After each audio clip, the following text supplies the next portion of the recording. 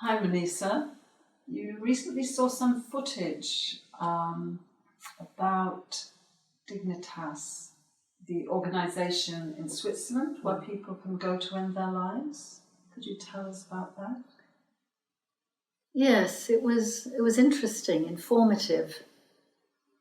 One scenario particularly stands out for me, and that was a case involving a woman, probably mid-50s, with a woman friend who's probably around the same age. And the way that she was choosing to exit this life seemed to me so casual. For example, she was said to her friend just minutes before she died, apparently the potion I have to take is really bitter. I mean, yuck. So I bought some chocolate. Look, where is the chocolate? Because, I want to take the chocolate straight away after it. And how did you feel about that?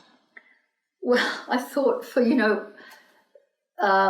famous last words, where is the chocolate? And the whole energy was kind of shocking to me that it was so sort of cavalier. And, well, I thought, is she actually aware that she's now ending her life? Her life as she's known it is over. And, it felt sort of a shocking way for me to go. So you think things could be different?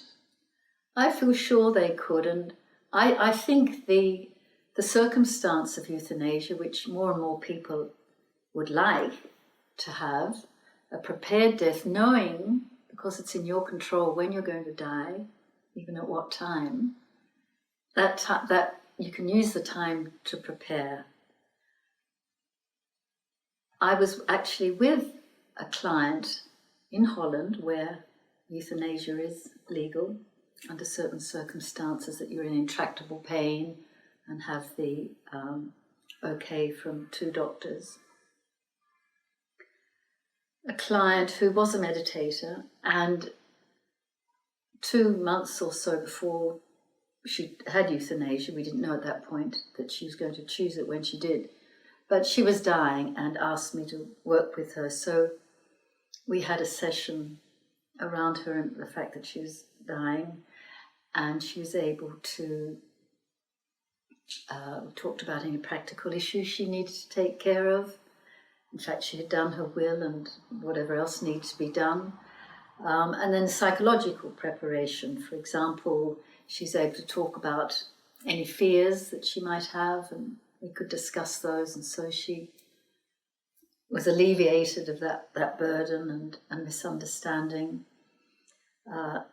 We did a sort of informal, what I call a life review, which is simply a way of looking back on our lives, acknowledging this life is now finishing. If you see it as sort of a book, looking back on the chapters that have been your life and reliving perhaps the most beautiful moments, the most meaningful, the most joyful, and or revisiting people who've been very meaningful to you in your life. And it's like then closing the chapter on your life up until this moment, a way of bringing a sense of completion, which is important. Our mind tends to go to unfinished business, like the tongue keeps going to a hole in the mouth. So completion's really important. Any unfinished business, if there's someone that you've had some sort of contretemps with at some point, finding a way to resolve that. If they're no longer alive, you cannot connect with them directly, perhaps just writing down what you would have liked to say to them. So, life review, unfinished business, and then any unlived experiences that there's still time to live. It may be a holiday in Greece, but more likely it's the smaller things, the so-called smaller things in life, like spending more time with your grandchildren perhaps, or going for a walk in a nearby wood.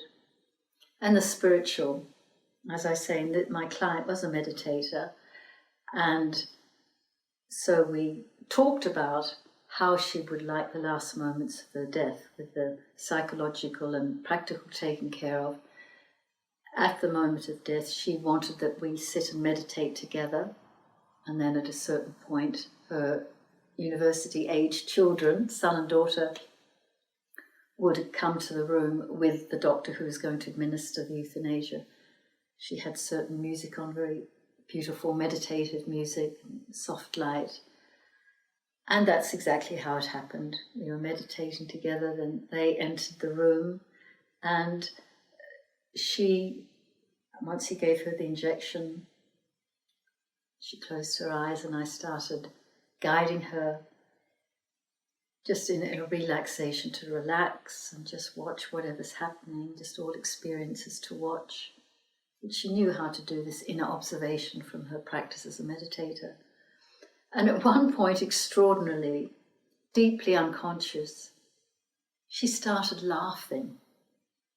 And it was extraordinary. I looked at her children, and we thought, well, if the person who's dying is laughing, how can we not? So we laughed with her. It was an extraordinary event. I thought, oh, she's got the punchline. She understands death is a joke. It's actually nothing to take too seriously. And that was, for me, the most beautiful dying. I was talking to her that was reminiscent of my days as a midwife, just saying, you're doing wonderfully, darling. Keep going. Our love is with you. Keep moving on. Leave your body now. It's no longer any use to you. Just keep moving. Yes, you're doing beautifully. And for me, her death was such a wonderful example of a life well lived and a death beautifully experienced. I felt so honoured to be present. That sounds really, indeed, very beautiful. And I'm very touched, and thank you so much for sharing that with us.